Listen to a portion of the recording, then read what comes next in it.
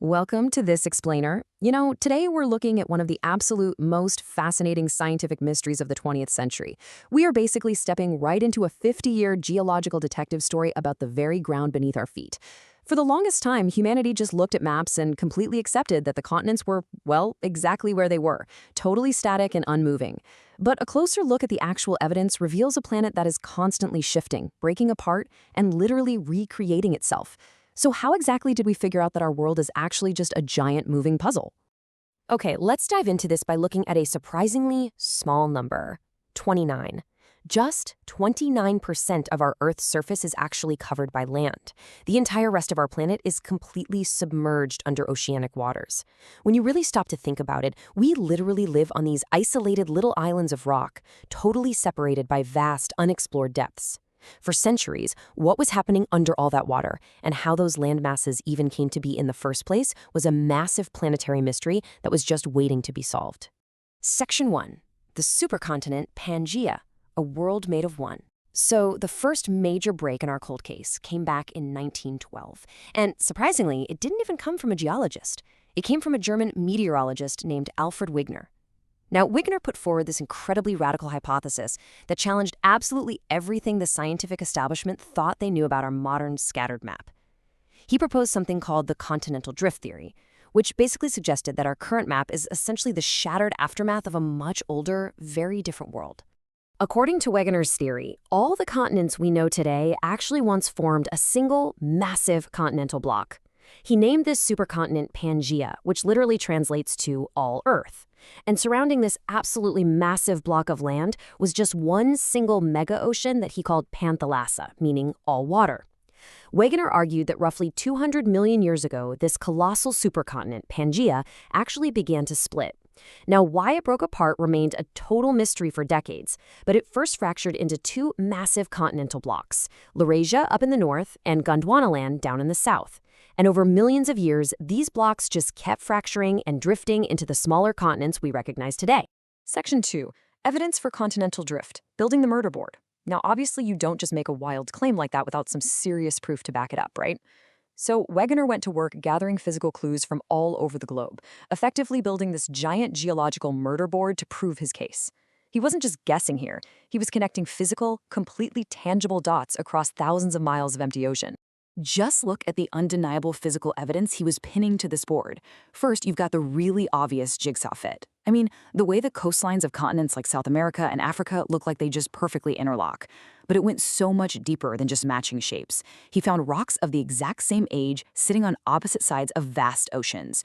He mapped out the distribution of identical fossils on continents that are now separated by literally thousands of miles of water. He also looked at very specific sedimentary and mineral clues, like placer deposits, which are basically these rich concentrations of valuable heavy minerals washed up by water. And something really fascinating called tillite.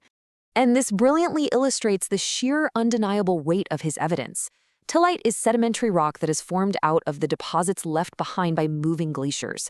Now, Wegener pointed to the Gondwana system of sediments found in India. What makes this so incredibly mind-blowing is that this exact same glacial deposit in India has perfect, exact counterparts in 6 different landmasses across the southern hemisphere.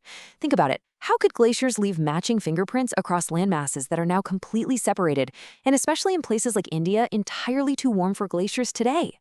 The only logical conclusion was that they were all once physically joined together. Section 3, the missing driving force, a theory stuck in its tracks. So Wegener had the physical proof of movement. The fingerprints were all there, perfectly matching up. But here is where we hit the central conflict of our whole story. He had the what, but he completely lacked the how. He just could not provide a believable mechanism to explain this movement. It is the ultimate question that stopped his theory completely dead in its tracks. I mean, what colossal force could actually push billions of tons of solid rock, entire continents, across the face of the Earth? Without a proven, believable engine to actually drive this continental drift, the scientific community, understandably, remained incredibly skeptical. Wegener desperately tried to find that engine. He really did. He suggested that maybe the drifting was caused by a pole-fleeing force, which he thought was related to the rotation of the Earth. He also threw out the idea that tidal forces might be responsible. But physicists quickly ran the numbers and calculated that these forces were nowhere near strong enough to literally plow a continent through the solid ocean floor. Wegener's guesses were flawed, and because he couldn't prove the mechanism, his brilliant theory essentially just stalled out for decades. Section 4, the Ring of Fire, Clues in the Deep Ocean.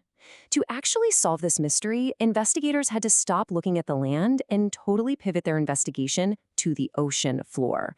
We start seeing major clues in the distribution of extreme geological events, like the active volcanoes in the Pacific Ring of Fire that we constantly hear about in the news today. By mapping out all these earthquakes and volcanoes, a really fascinating pattern suddenly emerged. In the areas of the mid-oceanic ridges, which are these massive underwater mountain ranges, the focal points of earthquakes were occurring at very shallow depths. But if you look at the alpine Himalayan belt or the rim of the Pacific, the deep trenches there were experiencing incredibly deep-seated earthquakes. This stark contrast absolutely proved that the ocean floor wasn't just some flat, dead basin. It was actually a highly dynamic, shifting, and incredibly active environment. Section 5, Seafloor Spreading, the final puzzle piece. And this brings us right to the ultimate breakthrough moment of our cold case.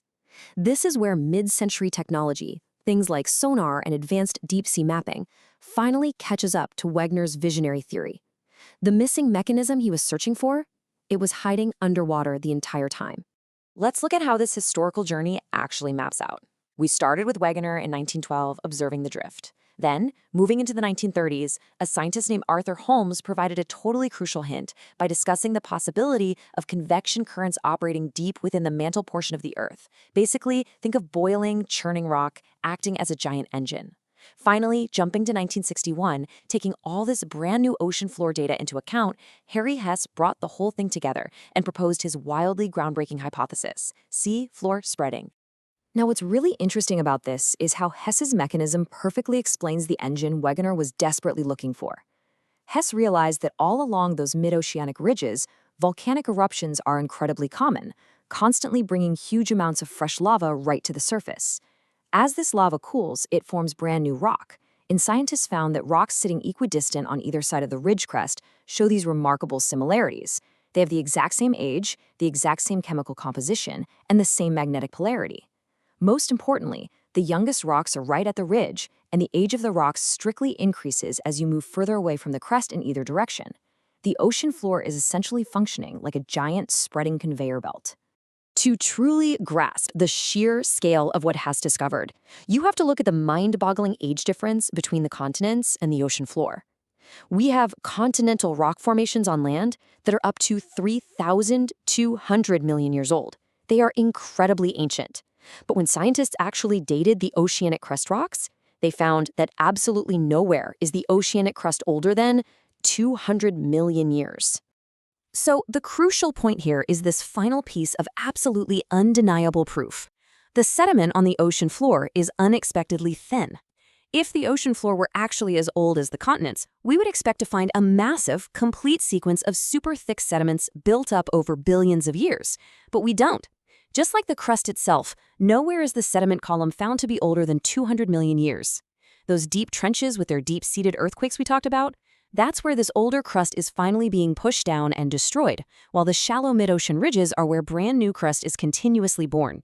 The seafloor is constantly destroying and recreating itself, providing the very geological treadmill that pushes our continents apart. From Wegener's jigsaw puzzles to Hess's seafloor spreading, this 50-year detective story fundamentally changed how we see our world, but it also leaves us with a totally fascinating reality to ponder today. Because you see, the mechanism hasn't stopped. Not at all. The mid-ocean ridges are still erupting, the tectonic plates are still moving right beneath our very feet. So I want to leave you with this. If the seafloor is always spreading and the continents are always drifting, what will our map look like in another 200 million years? Thank you so much for watching this explainer, and remember to keep questioning the world around you.